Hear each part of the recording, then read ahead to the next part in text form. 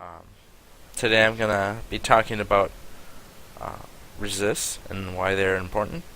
Uh, Resists are a really big key in this game, and they are what get you through the game the easiest way.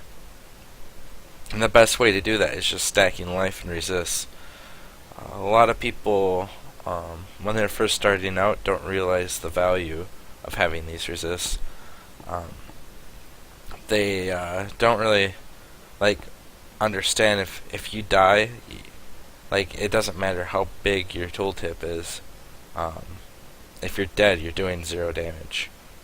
So it's just something to keep in mind is if you can stay alive longer and take more hits, you're going to be doing more damage. Um, it's like, and not only that, like when you have less resist and less life, you're more prone to just running around and running away from things more. Whereas if you have those resists and you have that life, you're able to stand your ground a bit more and still deal the damage that you need to get done. So it's something to think about, and I think it's kind of overlooked. So I have a little thing here showing different numbers, and this is just for example for fire resist. The max you can normally get is 75. There's ways of increasing that max through items and aura and a couple passive points.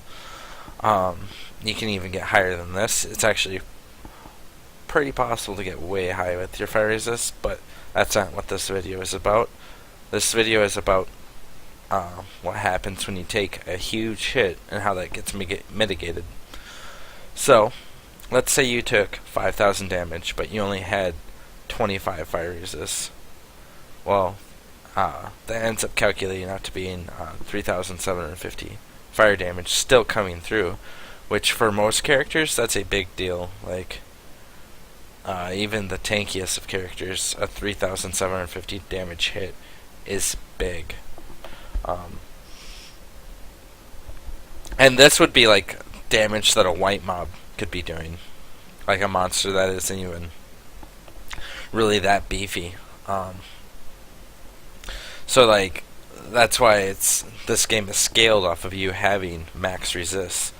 And then if you look here, it just gets better as you get more resist. So the next time you get hit, this time for some reason you have 25% more fire resist, you're going to be taking only a 2,500 hit compared to the last one, which was 3,750, and that's 33% less damage compared to that last hit. So with just 25% more fire resist, you just took 33% less damage compared to that last hit. The next one, you get hit for 5,000 fire damage, you have 75% fire resist, you only get hit for 1,250 damage. That's 50% less compared to the last hit that hit you. So, with that in mind, it kind of gets you thinking a little bit more of how important resists are. Because the person with 25 fire resist just took this huge number, which is not really doable, but this is a lot more manageable. Even for somebody with a really low life, this number might seem absurd for them. But it's just something to keep in mind. It's just some phony numbers. It's not like all fire monsters do this much damage.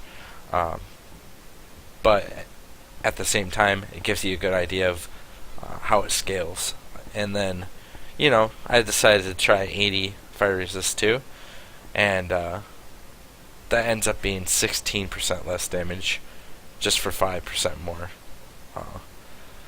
So yeah, it's actually ends up being a big deal, and you can get a lot out of your character just for going high life, high magic resist, and then all you're sacrificing is a little bit of damage. But yeah, thank you for watching this YouTube video, and I very much appreciate it. Please follow me on Twitch, and thanks.